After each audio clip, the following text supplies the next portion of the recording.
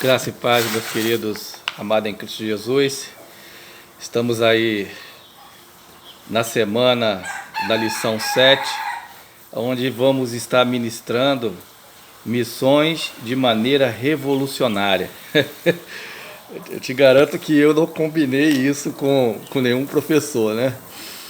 As lições chegaram até nós de maneira muito salutar. E graças a Deus ela tem se encaixado dentro do perfil de cada introdutor da lição, né? E acredito que essa também acabou encaixando dentro do meu perfil, daquilo que eu gosto de fazer. Então nós vamos estar na lição 7, ministrando missões de maneira revolucionária, né? E eu estou muito feliz, eu vou reiterar aqui todo o trabalho que a liderança e a igreja têm desenvolvido, né, particularmente nas lições. Essa leitura diária, creio que está dando um resultado tremendo. O que o pastor Johnny ministrou no nosso coração nesse último domingo foi fantástico, né? Tivemos um feedback muito agradável das pessoas que participam online e também da igreja. Como eu disse no culto da manhã, eu pude observar a igreja vibrando, a igreja dando amém, aleluia, glória a Deus. Oh, meu Pai, fala Deus, fala Deus. E foi tremendo a simplicidade do pastor Jonir e a didática de ministrar sobre a nossa vida nas lições. Lições abençoadoras, quando se propõe a falar da Bíblia, né? E temos uma obrigação enorme de estar acompanhando os estudos através da Bíblia, lê-la e tirar todas as dúvidas pertinentes que surgirem. Nós não somos donos da verdade, né? E às vezes podemos pecar em alguma coisa e a gente não quer isso e precisamos dos irmãos, né? Então, a nossa lição diária hoje ela está no livro de Isaías, capítulo 40, do versículo 15 ao 24, né? E vai nos trazer bastante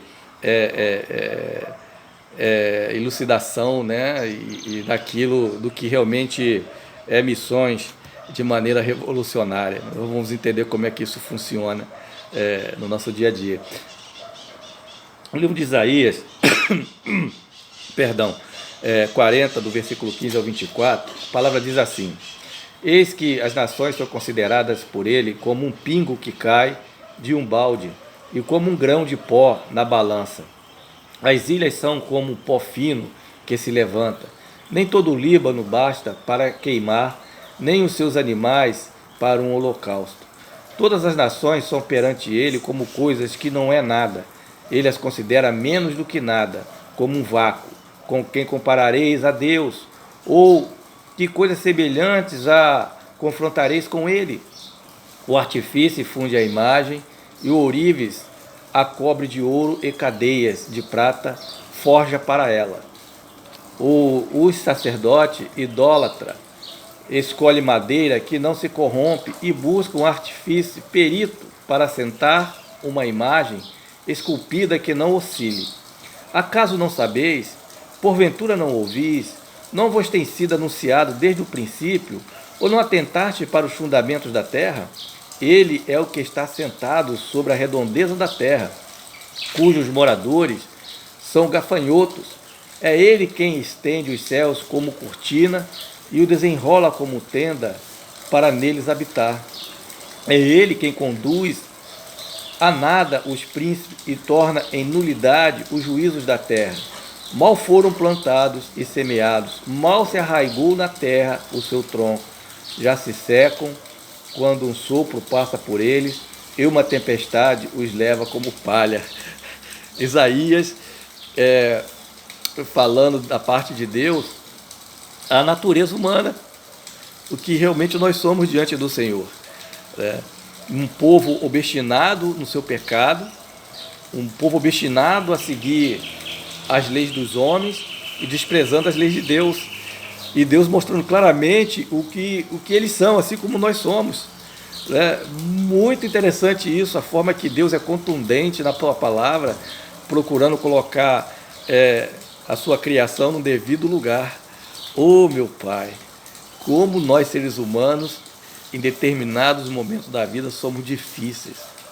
Como nós somos difíceis. Nossa, não é fácil, né? Eu fico imaginando Deus lá no seu trono, olhando para cada um de nós, essa humanidade agindo de forma inoperante e alguns poucos procurando fazer o que é certo, mesmo tropeçando em algum momento. É difícil, né? Mas graças a Deus que é o nosso Deus, Ele é o nosso juiz. Oh, aleluia, graças a Deus, senão estaremos fulminados. Então, aqui no versículo 16, quando se fala de Líbano, fala sobre a famoso por suas densas florestas de cedro, né?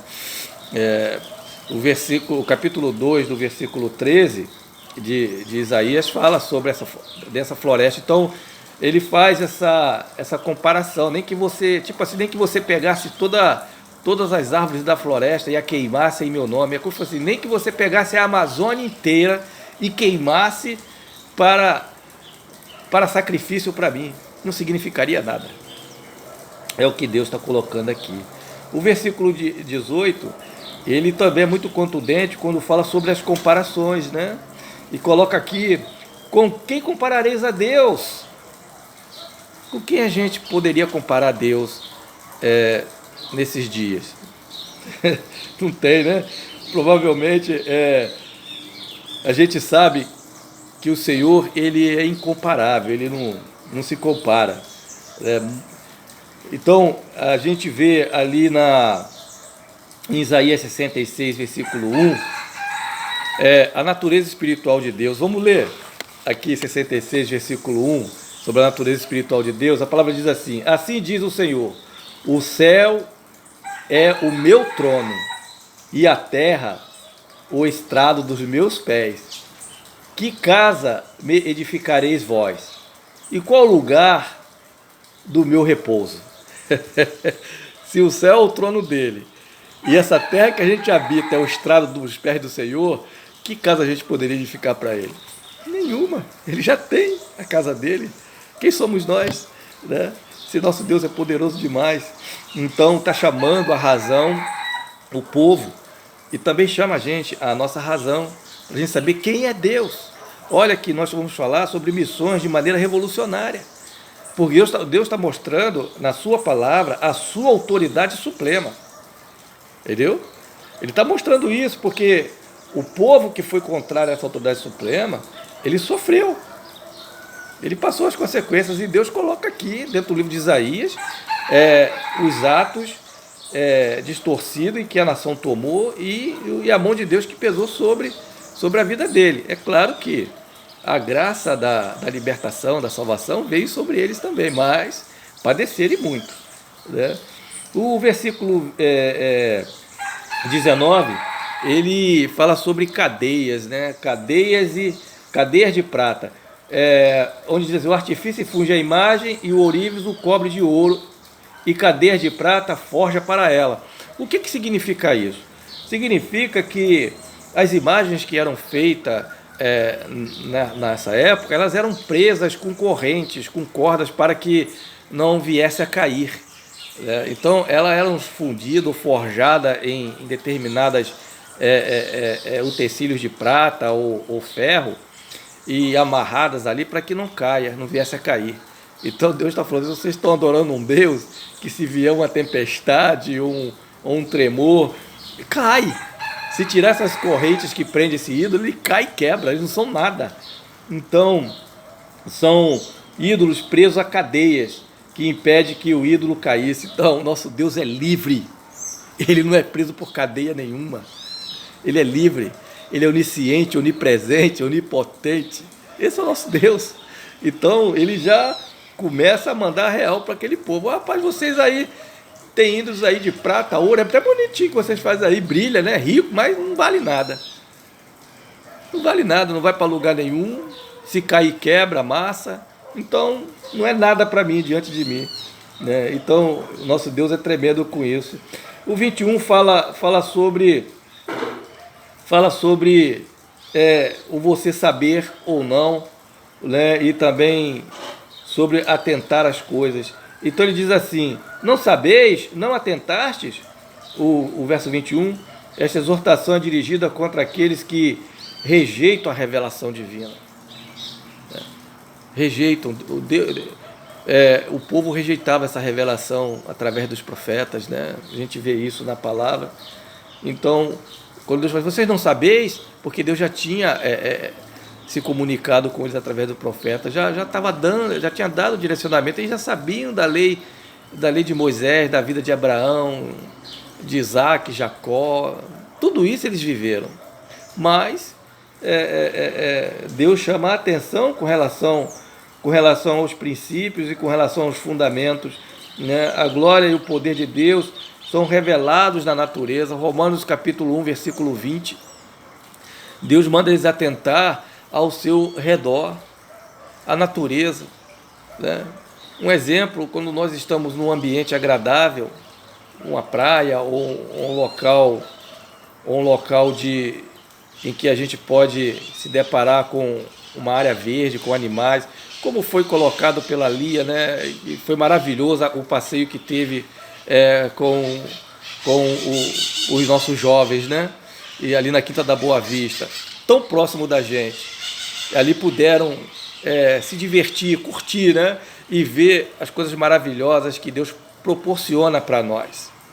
Quando o homem cuida e deixa esse espaço, esse privilégio para que a gente pudesse ali usufruir, a gente vê a mão de Deus em cima de tudo isso, né? Isso é maravilhoso, entendeu? Então Deus se faz revelar através da natureza. Não é que Deus seja árvore ou Deus seja algum animal. Ele revela a sua grandiosidade na sua criação. Foi Deus que fez. Nada nasceu por acaso. Desde as minúsculas partículas desconhecidas pela ciência e pela tecnologia. Deus fez todas as coisas. E Deus se revela através da natureza também. Aí, ó, o galo cantando. Maravilhoso, né? Todo dia pela manhã, isso é lindo demais. Então é assim, Deus se revelando pela natureza, nos dando a alegria, né, em nossos corações. Isso é muito importante para nós. O versículo 24 também muito importante para nós, onde diz assim: mal foram plantados e semeados, mal se arragou da terra o seu tronco, e já se secam quando um sopro passa por eles e uma tempestade os leva como palha, né? Plantado e tempestade. Ele desenvolve uma retórica que está ali no capítulo 6, versículo 7. O que está falando aqui nesse versículo e também no capítulo 6, versículo 7 de Isaías, que é uma retórica que a nossa natureza transitória. É a nossa natureza transitória, gente. Olha só, mal foram plantados e semeados. Mal Deus nos criou e nos deu vida. Mal se arragou na terra o seu tronco. Mal a gente habita nesta terra. E em nada nós construímos, estamos ainda crescendo a raiz. Já se secam. Mal cresce a raiz dos nossos pés e a gente já seca. Quando um sopro passa por eles e uma tempestade os leva como palha. Então Deus está nos comparando como uma planta, sabe? Ela nasce, cresce, dá a sua produção, mas depois seca e morre e o vento leva a palha seca. Está falando da nossa natureza, então Deus está falando assim: quem são vocês para me infligir? Eu sou o Deus, o Criador. É isso que ele está falando. Então, dentro dessa perspectiva de missão de maneira revolucionária, para mostrar que nós temos um Deus vivo, que ele tem o seu prejuízo na nossa vida enquanto aqui vivemos, e tem o seu juízo final. O seu juízo final. A separação entre aqueles que lhe pertencerá e entre aqueles que não lhe pertencerá. Meus queridos, estejam fazendo a leitura diária, fazendo a leitura da revista, e vamos crescer junto, vamos amadurecer junto. Que Deus abençoe, Deus ilumine e dê uma semana grandiosa para todos em nome de Jesus.